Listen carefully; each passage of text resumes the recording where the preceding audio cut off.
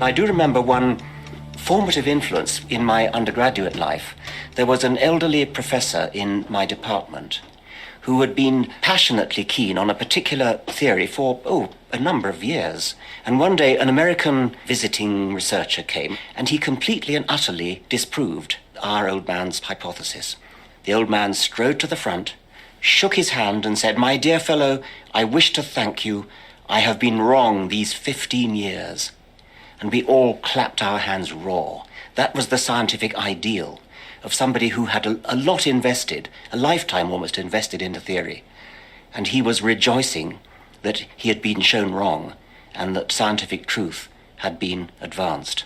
I'm an agnostic atheist, technically. Agnostics means no one knows whether there's a God. So everyone's technically agnostic. We don't know. That's true, so that's true. An agnostic atheist is someone who doesn't know there's a God or not, as no one does. So you're not convicted of your atheism? Well, I am. am. Sure. No, I am, because atheism is only rejecting the claim that there is a God. Atheism isn't a belief system.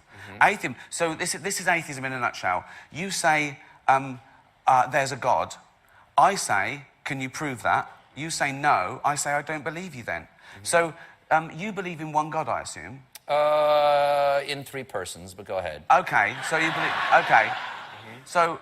But there are about 3,000 to choose from that have been, people who believe in... I've done some reading, yeah. Okay, yeah. So basically, you believe in...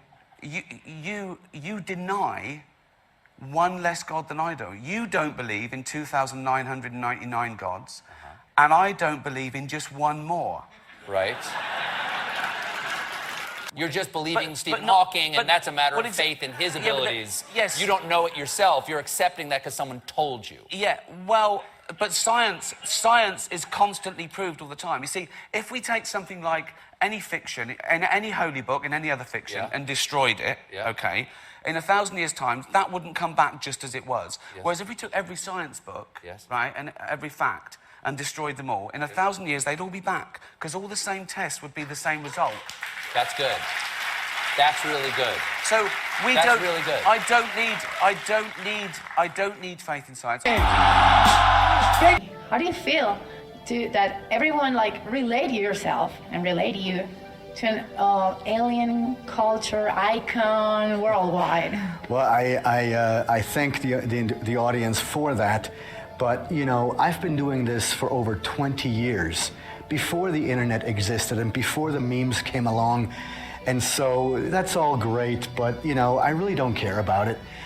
What I care about is that if these memes or this cultural stuff makes people think about extraterrestrials, fantastic. How do you feel about that every day, there's more people interested in that? Well, that right there goes to show how much people are interested in these questions, because one of the biggest questions is the meaning of life. What is the meaning of life? But also, why are we here?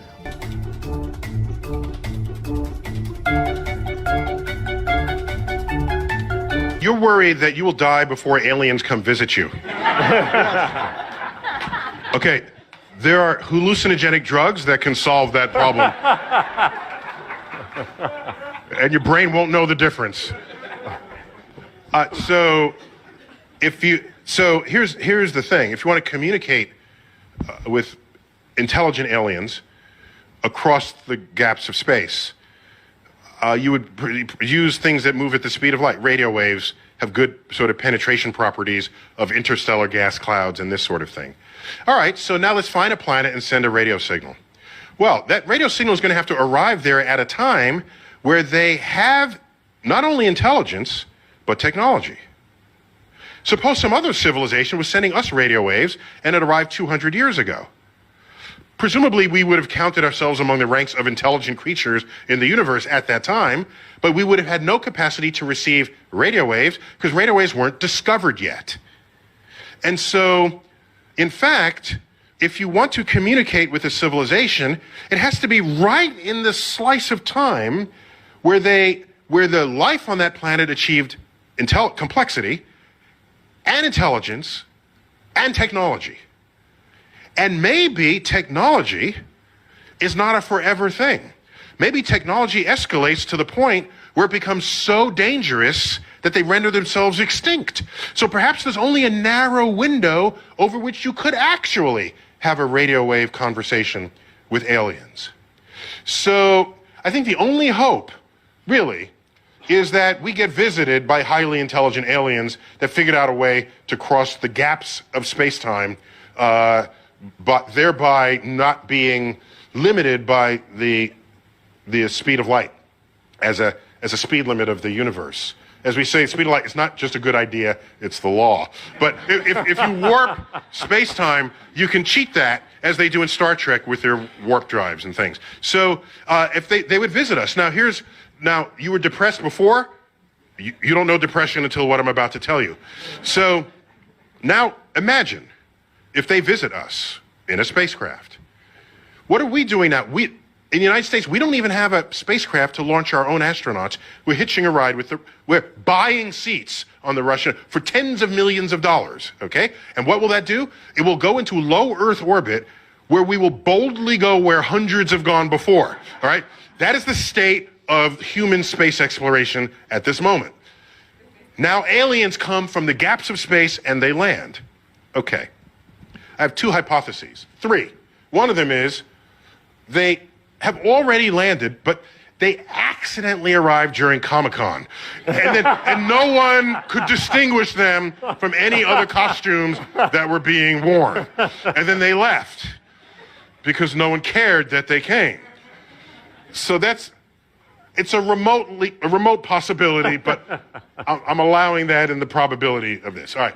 So another possibility is that they took a good look at us and concluded there's no sign of intelligent life on Earth, not worthy of their attention. A third possibility, there may be more, but these are the three that I carry with me, is that they are so much smarter than we are.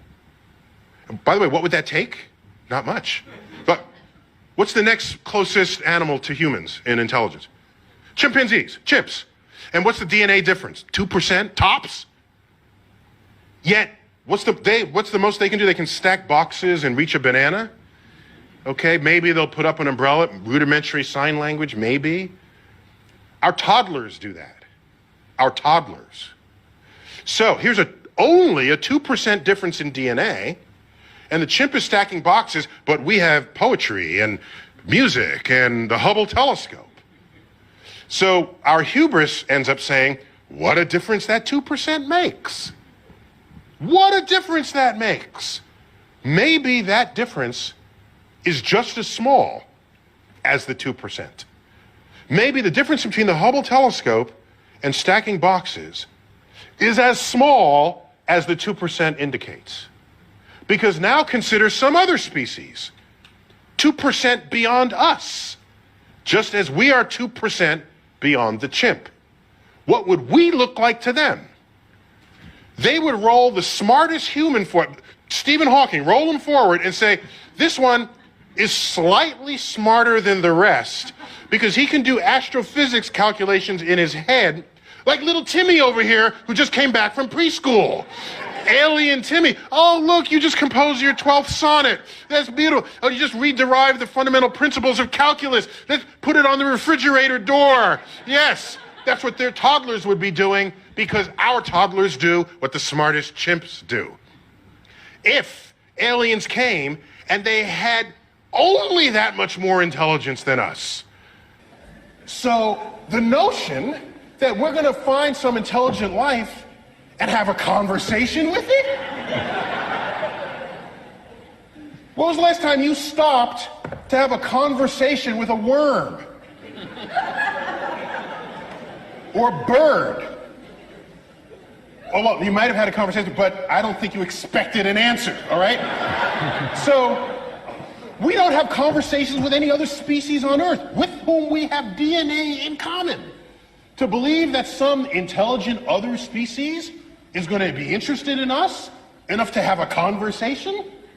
They'll look at our Hubble telescope and say, oh, isn't that quaint? Look at what they're doing. So I lay awake at nights wondering whether simply we as a species are simply too stupid to figure out the universe that we're investigating. And maybe we need some other species 1% smarter than we are, for which string theory would be intuitive, for which all the greatest mysteries of the universe, from dark matter, dark energy, the origins of life, and all the frontiers of our thought would be something that they would just self-intuit. I'm jealous of that possibility, because I want to be around for those discoveries. Thank you all.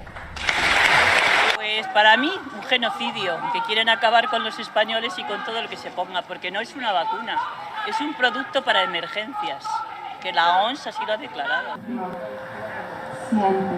Siente el amor vibrando dentro de ti. La respiración es salud. La respiración nos conecta con las emociones. Ni nos convertimos en esclavos y en cobayas. Ahora somos cobayas. Ahora ya no son tesis conspiracionistas. Ya llevamos un año de COVID y de epidemias. Ya sabemos cuáles son los muertos de cada epidemia. Quiero decir que no es como antes, que antes iban contando los muertos por la tele, metiendo miedo, propaganda gubernamental, metiendo miedo para al final decir no. Toda la solución, la única solución es la vacuna. Y resulta que llega la vacuna, llevamos ya 2 meses de vacuna, una vacuna que no se ha probado en el ser humano, que no han testado, que la están testando directamente con nosotros, con los seres humanos, con cobayas. No, pero la vacuna aquí sí. Esto no es una pandemia, es una plandemia. Bueno, estamos en el hospital. Hoy me inyectan la primera dosis de la vacuna contra el COVID-19. Muchos se preguntarán cómo que la primera dosis son 2. Efectivamente son 2. La tecnología sobre la que está basada la vacuna rusa se llama Prime Boost. La primera inyección se supone que impulsa la respuesta inmunológica y la segunda inyección, que se va a realizar en 3 semanas, la va a potenciar. Ahora vamos a pasar ya al despacho, del médico y bueno, vamos a grabar todo allí. Esta recién es la tercera fase de pruebas en la que yo participo como voluntaria, al igual que otras 40.000 personas. En todos ensayos científicos, una parte de voluntarios recibe parte de la vacuna y otra parte de voluntarios recibe el placebo. En este caso, 30.000 voluntarios recibirán la vacuna y 10.000 recibirán el placebo. Ahora sí, vamos. Aquí estamos al lado del despacho de la enfermera. Me tiene que mirar antes. Medirme la temperatura, mirar qué tal estoy, preguntarme, ya me han hecho una revisión previa hace 3 días, he dado los análisis necesarios, todo bien, ahora me miran otra vez y ya después de eso me inyectan la vacuna. Ya están preparando el suelo, como les dije, no se sabe si me va a tocar el placebo o la vacuna, yo simplemente confío en que sea la vacuna, pero no lo sé ni yo ni la enfermera.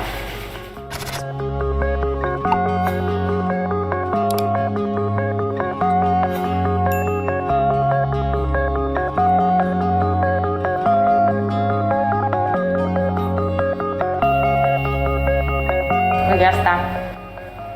No se sintió nada, pero lo más interesante empieza ahora.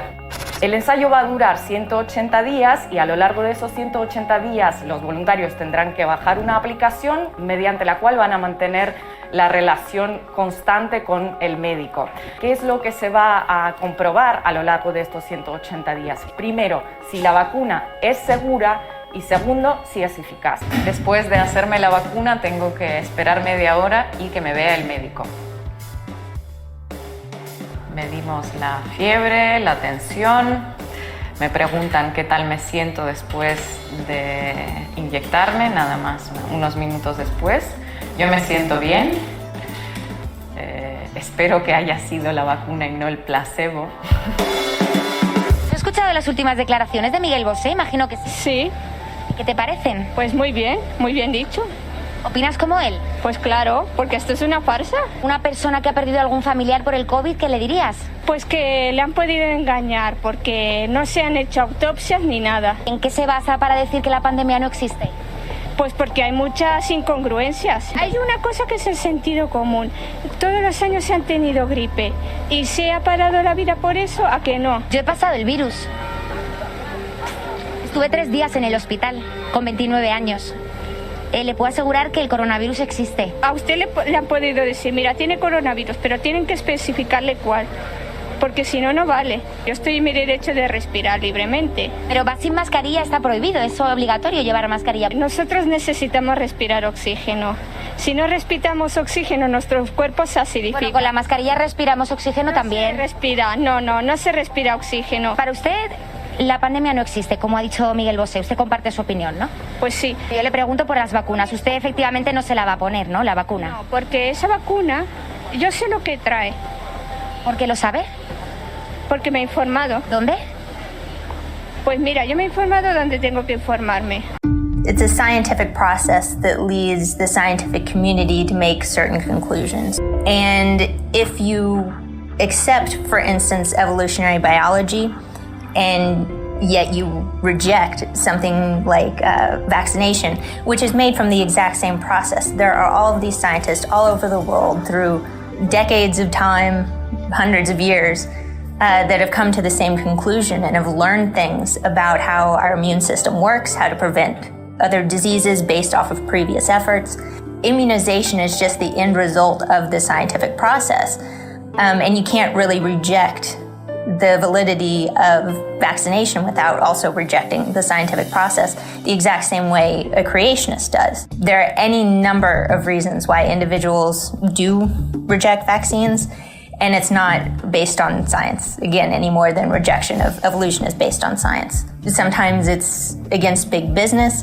Sometimes it's also for religious purposes. But it's interesting how frequently they try to use science to back up their claims to reject science. A new anti-vax claim, at least for me, that I heard is that there are aborted babies in vaccines.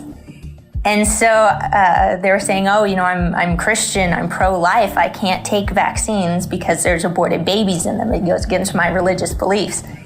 Well, it turns out what they mean is there is a cell line that we use in research. So this is like a workhorse cell that can do lots of things for us. It's not something that just I as a virologist would use. It's something labs all over the world use for basic research.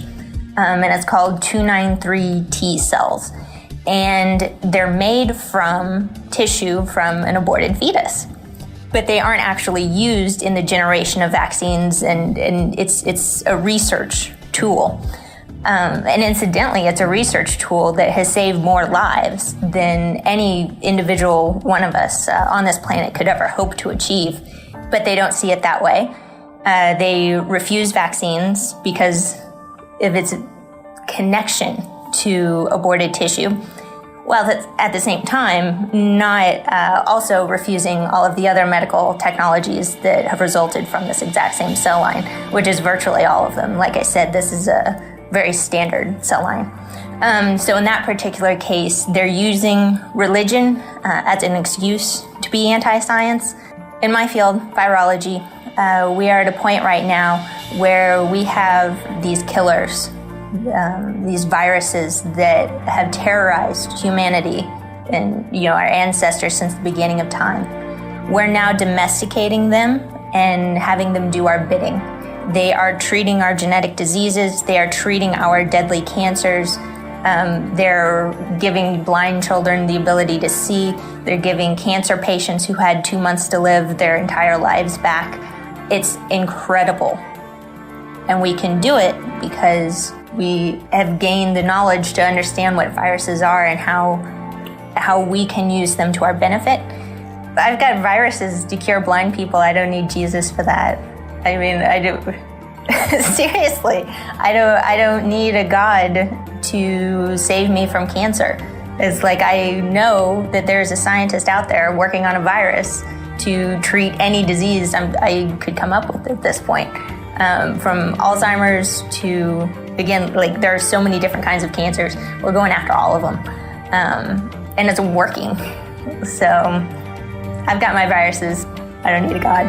But more seriously, why would I decline to debate with creationists? Would you, if you were a geographer, agree to have a debate with a flat earther? There comes a point when you have to say you are, by agreeing to appear on a platform, with somebody like that. You are giving them status. If a real scientist appears on a platform, if, say, a reproductive scientist appeared on a platform with an advocate of the stork theory of...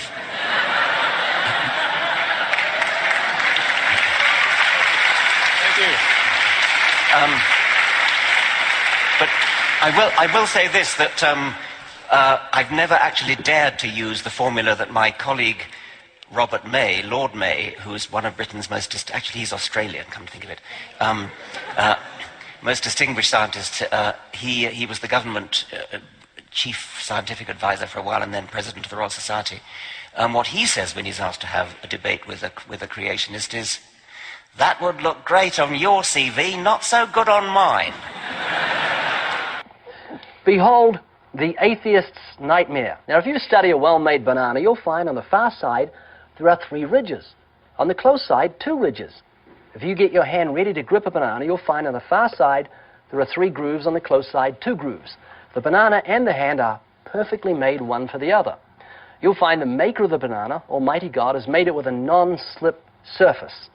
It has outward indicators of inward contents: green, too early; yellow, just right; black, too late. Now, if you go to the top of the banana, you'll find, as with the soda can makers, they placed a tab at the top. So God has placed a tab at the top.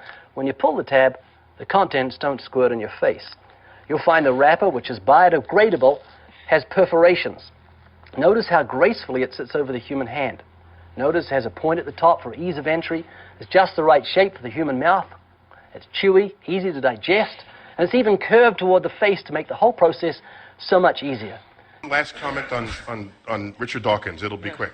I was in the back row as you spoke, and so I could see sort of the whole room as the words came out of your mouth, as beautifully as they always do, and as articulately as they always do. And let me just say, your commentary had a sharpness of teeth that I had not even projected for you. It's more. This is my first time meeting him, and so I felt you more than I heard you, and I asked the question, and it gets back a little to what Francisco was getting at. You're a professor of the public understanding of science, not professor of delivering truth to the public.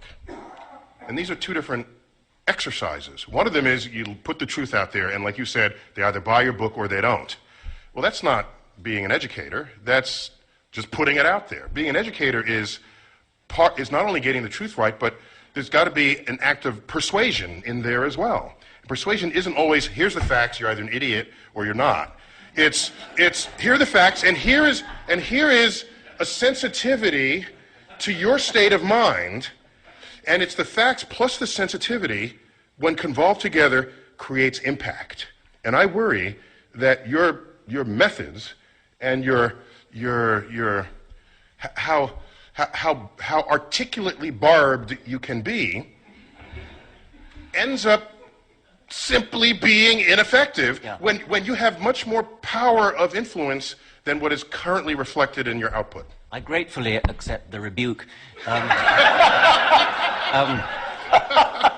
Just one anecdote to show that I'm not the worst in this thing.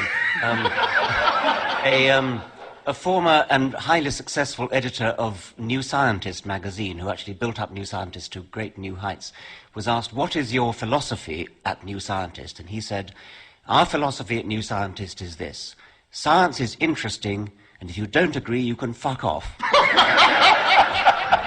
Siempre que subo un video nuevo, ustedes los ateos están ahí para tratar de humillarme, de desprestigiarme y hacerme quedar mal ante la sociedad. Ustedes en su arrogancia creen sabérselas todas.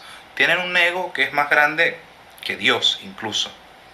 Amigos, el hecho de que ustedes no crean en Dios, comprenden esto, no los hace más inteligentes. Métanse eso en la cabeza. Después de leer todas las tonterías que escribieron, todo ese montón de argumentos que no tienen pies ni cabeza, me di cuenta que yo también puedo hacer preguntas complejas. Y se las voy a hacer. Si su intención es que a mí no me respeten, pues yo también voy a dar razones para que ustedes no les respeten. Si no me contestan esta pregunta, es que no son merecedores de ningún tipo de consideración. Así que si quieren guerra, hagámosla. Si Dios no existe, como ustedes dicen, ¿cómo explican la lluvia? Sí, esto no es como el agua que cae del cielo sin que se sepa exactamente por qué. I don't want to live on this planet anymore.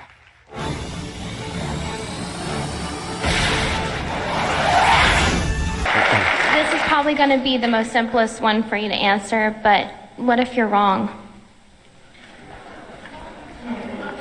Well, what if I'm wrong? I mean, anybody could be wrong. We could all be wrong about the flying spaghetti monster and the pink unicorn and the flying teapot.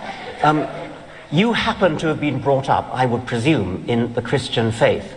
You know what it's like not to believe in a particular faith because you're not a Muslim, you're not a Hindu. Why aren't you a Hindu? Because you happen to have been brought up in America, not in India. If you've been brought up in India, you'd be a Hindu. If you were brought up in Denmark in the time of the Vikings, you'd be believing in Wotan and Thor.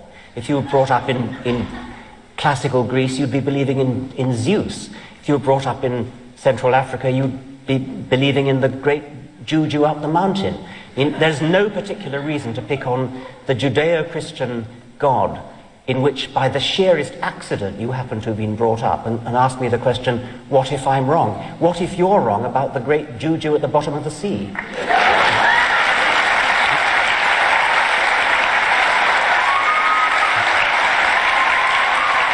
How do I feel about this? Wars? Deception. Now it's just kind of funny to me. To me, this is Satan's greatest lie. Destruction? I got a dog. I have a tortoise on her chest. He'll come back with his mouth and it'll all be chewed up. Death? I feel that I've been deceived. Nobody likes this uncomfortable feeling of being this tiny ball flying through space, this vast, endless universe. So as far as what's underneath this, I don't know, could be this thickness. It doesn't even have to be that thick because we can only drill down 8 miles. Heck, if this is only 50 miles thick, we don't know. So it could be this sort of dimension. But don't take my word for it. I could be a mental patient recently released from an institution. Once I decided that I had to go with it being flat based on my gut feeling and common sense evidence. Then I was looking around to see who was making a working model of the flat Earth, and I couldn't find him anywhere.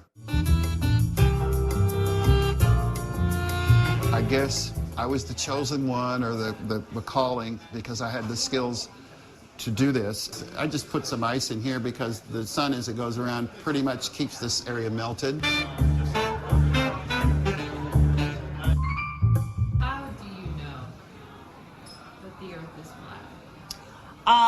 Well, I've watched over 50 hours of video. So I went down to the seashore, down in New Jersey, and I did my own testing. What sort of testing? So you take a straight edge, and you go from one end, and you follow the horizon of the ocean, and you go straight edge just to the other end, and it's flat.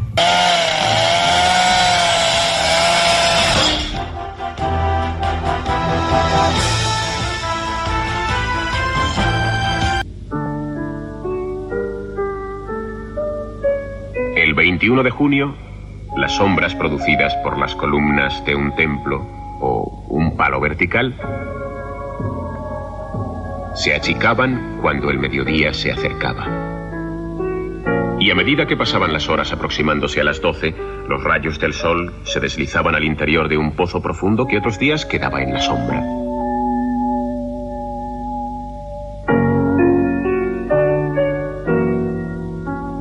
Entonces, precisamente a las 12, las columnas no daban sombra y el sol brillaba directamente sobre el agua del pozo.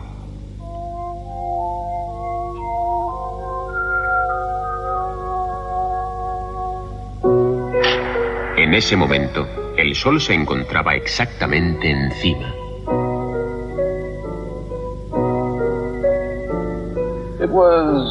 Era una observación a la que cualquier otra persona no hubiera prestado atención. Las estacas, las sombras, las reflexiones de luz en los pozos, la posición del sol eran temas cotidianos. ¿Qué importancia podían tener? Sin embargo, Eratóstenes era un científico y su estudio de estos temas cotidianos cambió el mundo. En cierta forma, hizo el mundo.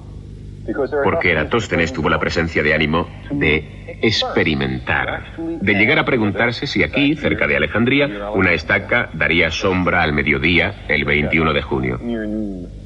Y resultó que así ocurría.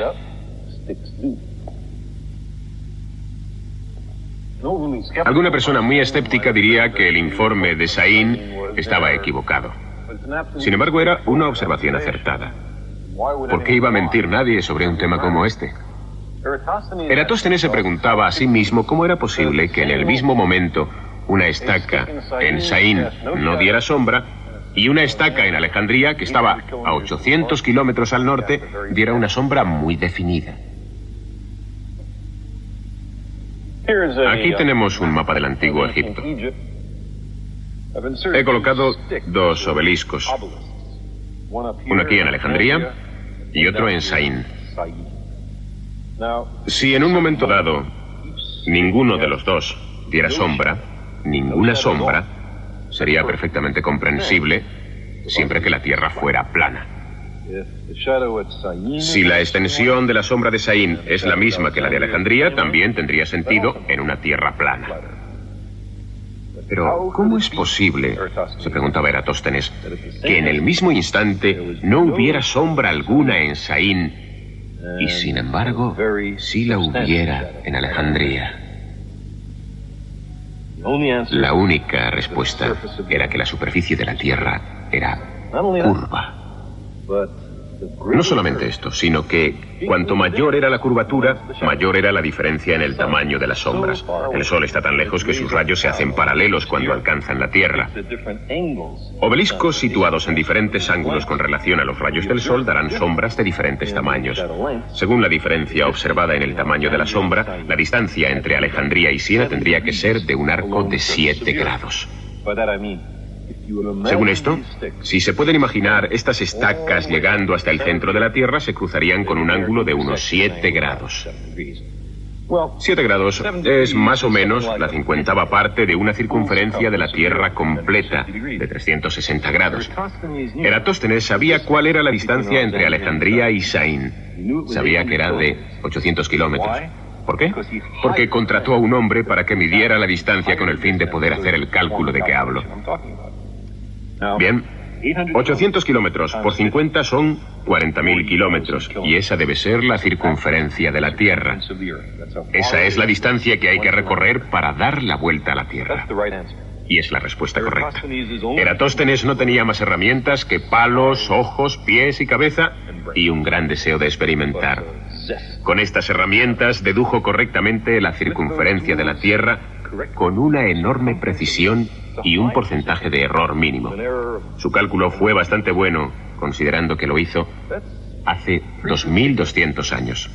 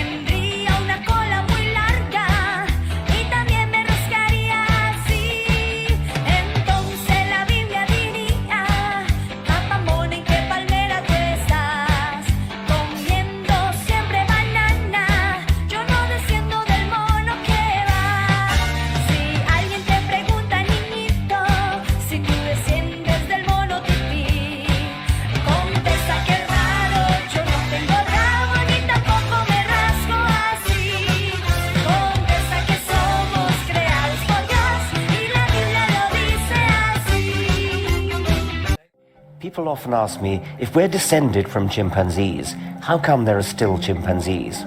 Well, we're not descended from chimpanzees. We're both descended from a common ancestor who lived there about 6 million years ago. That common ancestor then produced 2 branches, one of which went to us humans, and one of which went to chimpanzees, branching further to produce bonobos and common chimpanzees. We are all cousins. We are not descended from chimpanzees.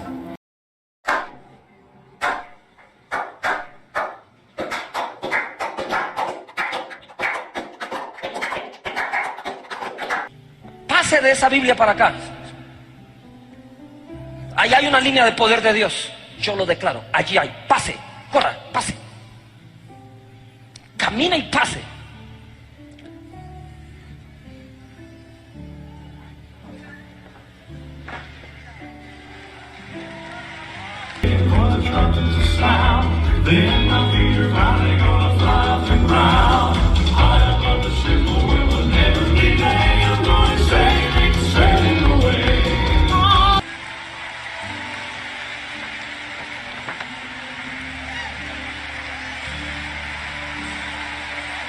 El Hijo de Dios vive dentro de mí.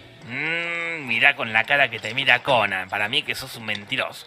Tienes la necesidad de que te aprecien y admiren, pero tiendes a ser muy crítico con tu persona. Posees ciertos puntos débiles, pero los compensas. Tienes una considerable capacidad sin utilizar. No has aprendido a sacarle provecho. Posees una personalidad disciplinada y controlada en apariencia, pero tiendes a preocuparte en exceso y a sentir inseguridad en tu interior. ¿Acaso esta descripción no te define bastante bien? Lo que acabas de escuchar forma parte de un paradigma escrito en 1948 por el psicólogo estadounidense Bertrand Forer, creador del efecto que lleva su apellido, también conocido como validación subjetiva.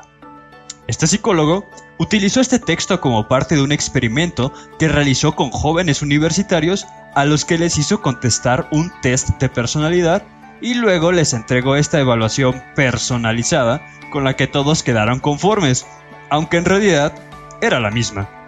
Así, él pudo demostrar que las personas tienden a aceptar descripciones generales como si fueran propias.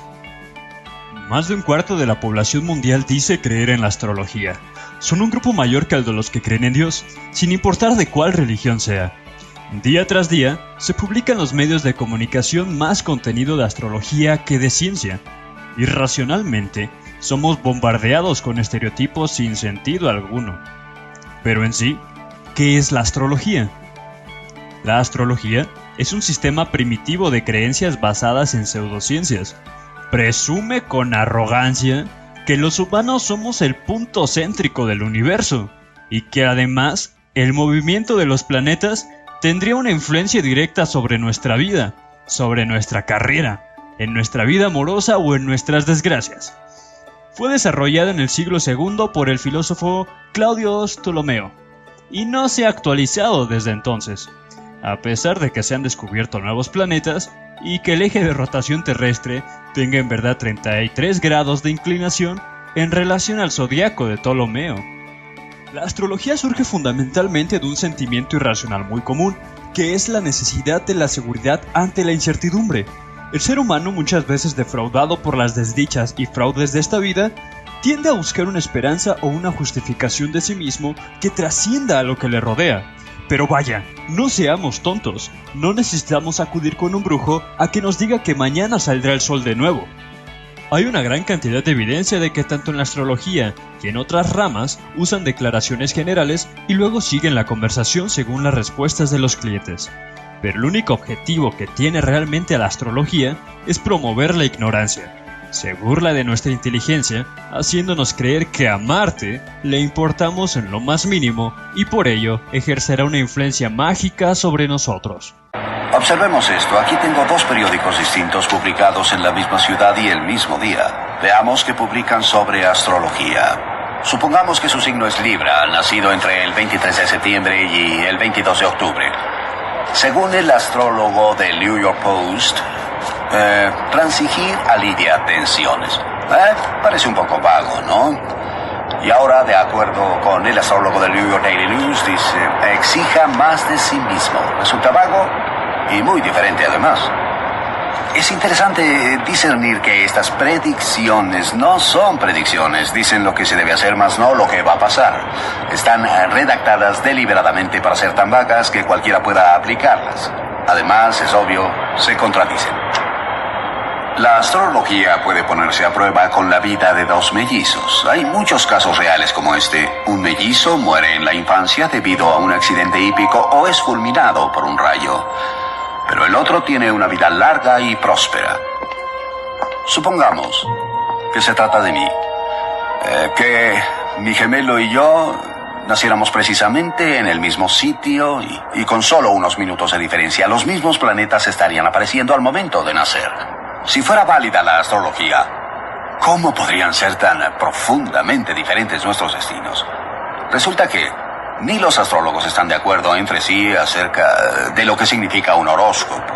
En pruebas cuidadosas, no pueden predecir el carácter y el futuro de personas de las que no saben nada, a excepción de la hora y el lugar de nacimiento. Además, ¿cómo podría resultar? ¿Cómo podría afectarme la aparición de Marte al momento de nacer?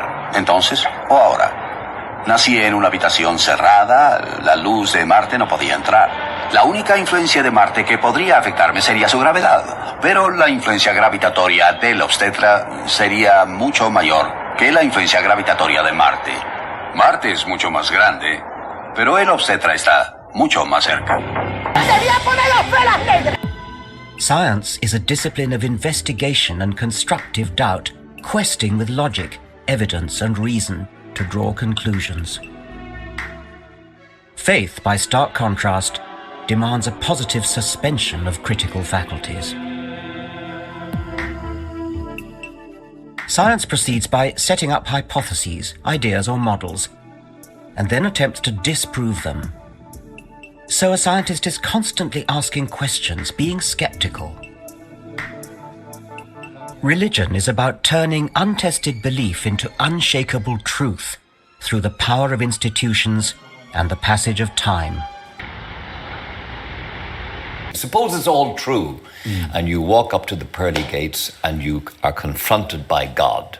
What will Stephen Fry say to him, her, or it?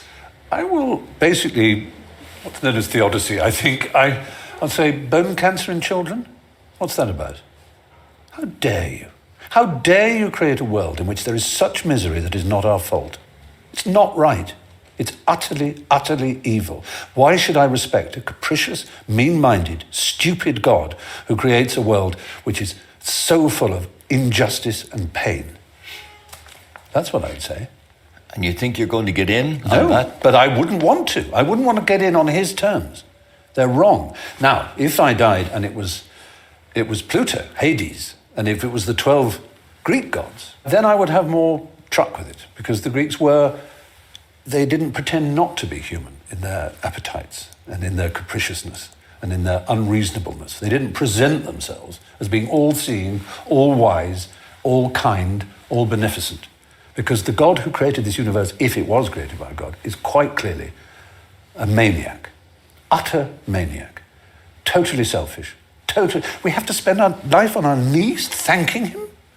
What kind of God would do that? Yes, the world is very splendid, but it also has in it insects whose whole life cycle is to burrow into the eyes of children and make them blind. They eat outwards from the eyes. Why? Why did you do that to us? You could easily have made a creation in which that didn't exist. It is simply not acceptable. So, atheism is not just about not believing there's a God, but on the assumption that there is one. What kind of God is he? It's perfectly apparent that he is monstrous, utterly monstrous, and deserves no respect whatsoever. The moment you banish him, your life becomes simpler, purer, cleaner, more worth living, in my opinion. Teach the controversy rather than try and censor out the information that shows that evolution is questionable. Where did you study science? Well, see, that's the point. Scientists are now claiming that they're the only ones that can speak on this issue. It's almost like a religion in which only scientists are allowed to speak and teach on it and to teach everyone else. And everyone else must believe what particular scientists say. Where is the evidence of evolution from one species to another species? The macroevolution. There's microevolution within a species, but not going from one species to another. Oh, really? If we had gone from that broad of an evolution, there should be overwhelming tons of material evidence, not just an isolated thing here and there. But again, there is not evidence. Almost every fossil you find is intermediate with something and something else. If that were the case, the Smithsonian Natural History Museum would be filled with these examples, but instead they're not. It is. I just told you about Australopithecus, Homo habilis, Homo erectus, Homo sapiens. By the way, archaic Homo sapiens and then modern Homo sapiens. That's a beautiful series of You're intermediates. still lacking the material evidence. The material evidence is there. Go to the museum and look at it. Have you seen Homo erectus? Have you seen Homo habilis? Have you seen Australopithecus? What I've seen is that in the museums and in the textbooks, that whenever they claim to show the evolution from one species to another, it relies on illustrations and drawings, not any material evidence. If they were in the museums, which I've been to many times, then I would look at them objectively. But there's a variety of opinions across the board among those who may not buy completely into the hardcore ideas of evolution. There are those who believe in different levels of evolution within creation, and that really shows kind of a creative independence within our movement that seems to be a bit lacking among those who believe in evolution and only evolution. And the ad hominem attacks to ad hominem attacks, ad hominem, it's the hardcore evolutionists that reject the idea of a creator that then pave the foundation for very brutal societies. Communism was based on atheistic beliefs and evolutionary beliefs. The atheistic belief, the evolutionary belief, is that you're unnecessary and unneeded if you cannot provide something for society. Can you point to any positive scientific evidence in favor of creation? I think the fact, as you pointed out, DNA, I think DNA helps to show that each one of us are individuals. And yes, but they have to be individuals for evolution to work. I mean, I don't think that's the case. I think that the fact that each one, we don't have good evidence of positive mutations being the ones that are then built on. Because if they're a mutation, they're alone. So in order for something to rise up and have more of it, you need to have a good base to choose from. For example, a recessive gene in a person. Both parents may have brown eyes, and yet a child may have blue eyes. And that's because there's enough of the gene in their ancestors to have brought out that recessive gene. The fact that you can have two people, a man and a woman, could have 13 children, 16 children, and each one is completely distinct from one another.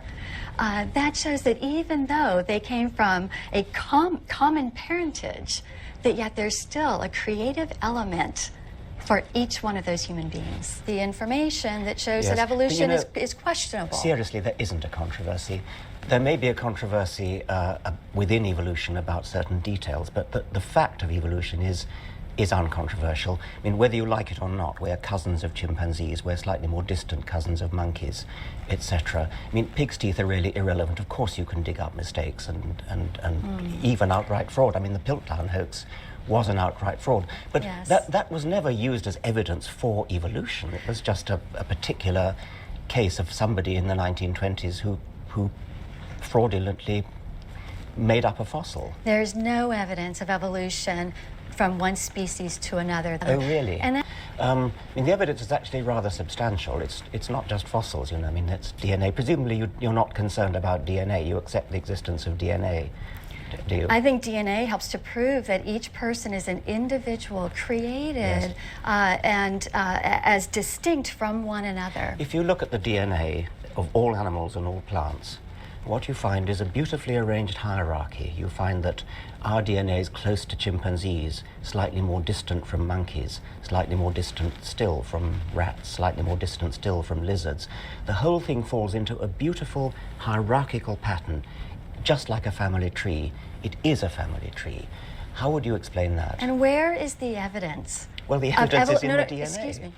Where is the evidence of evolution from one species to another species? The macroevolution. Well, it's in the DNA. It's in the DNA, it's in the geographical distribution What you're of talking species. about are commonalities. But again, where's the material evidence of evolution from one species to another species? Well, we obviously have a different conception of what evidence is. Scientists accept that as evidence. It's overwhelming, massive evidence. But let me come on to something else. It sounds to me as though you've got some kind of another agenda. Is it perhaps that your hostility to evolution, which by the way is not shared by bishops and archbishops and people like that, your hostility to evolution perhaps stems from something emotional? Like, I mean, is it that you feel that evolution... I mean, I've heard people say, for example, tell me I'm related to a monkey. I'm not related to a monkey. Tell people they're related to monkeys and they'll behave like monkeys. Is part of that the hidden agenda behind your rejection of science? There's no hostility and there's no hidden agenda. There's no evidence of evolution. Where is the evidence? There is no evidence. What I find is that you're spending a lot of time arguing with me, trying to convince me, instead of showing the evidence or spending your time producing evidence. If you said yes, yes, yes, and just look at it and appreciate how elegant it is. It really is beautiful. Go look at it. And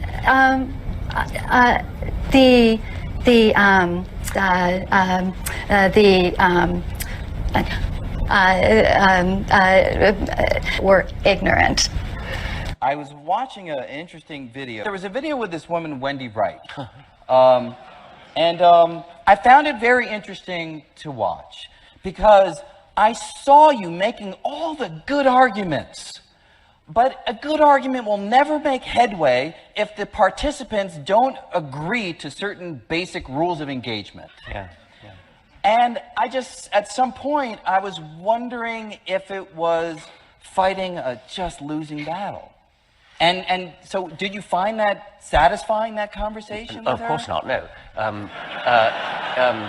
But in a way, I mean, she was purporting to be playing by the same rules, because what she kept saying was, show me the evidence, show me the evidence, show me the evidence, show me the evidence. In your book, you cite lots of evidence for the bad things religion's done. What I wonder is, if you were being fair, wouldn't you have also included some of the good things that religion's done? My passion is for scientific truth. I don't much care about what's good and evil, actually. I care about what's true.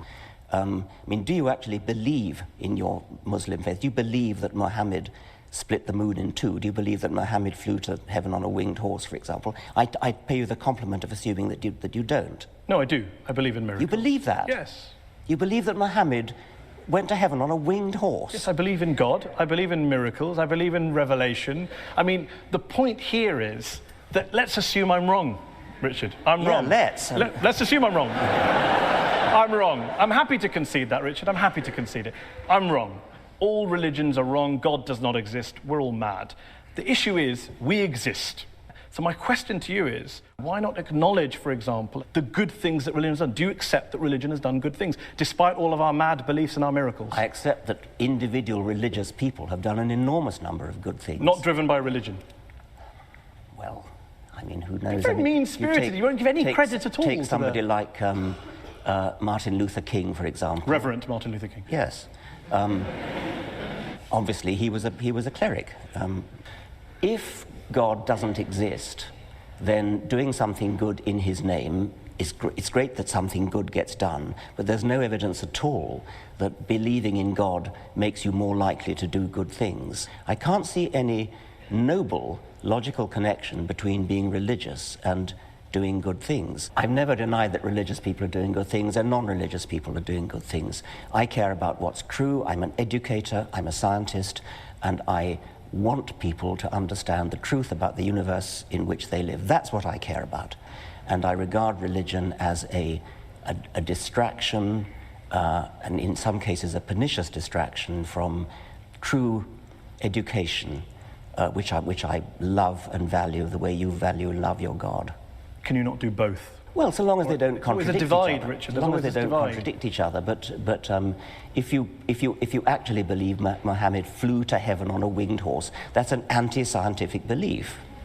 And that could be wrong.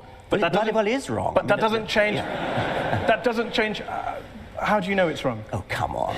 you're a man of the 21st century. No, I'm just asking. It comes back to my original question. The rational position is the agnostic. The rational position is the agnostic position. Why up there? I'm fascinated that you rather talk about what animals the Prophet may or may not have used 1,400 years ago, rather than talk about what Muslims or Islam is doing in the world today, good or bad. Well, that seems to be the distraction. If anyone's distracted, it seems to be you. Well, that's your view. I'm fascinated by how somebody, a respected, sophisticated journalist in the 21st century, can believe that a prophet flew to heaven on a winged horse.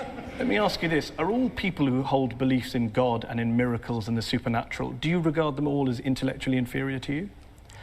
I regard those beliefs as intellectual nonsense. I don't regard the individuals as intellectually inferior to me, because many of them palpably are not. Who would like to answer the first question? Yes, you? If the Almighty God appears suddenly on the cloud or on the earth or part of the universe, what is your reaction? Are you going to believe, or are you going to go against him? What would it take for you to believe in God, not just miracles? Yeah, I mean... Popping his head through the clouds. Yeah, that's the thing I've worried about a lot. Obviously... It would do wonders for the book. The reason I worry about it is that obviously, as a scientist, I'm committed to the view that I would change my mind if evidence came along. And so it's a very important question, what would that evidence look like? But have you ever seen a really, really good conjuring trick? There are things that I've seen done that it seems to me to be, God, that's got to be a miracle. And yet you know it's not. And so there is a real problem there, that we are easily fooled. You've done debates all around the world. Have you ever had a clever or interesting argument from the other side?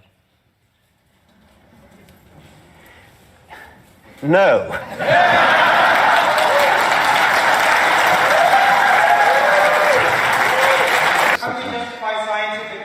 Yes. What he said. It works. It works.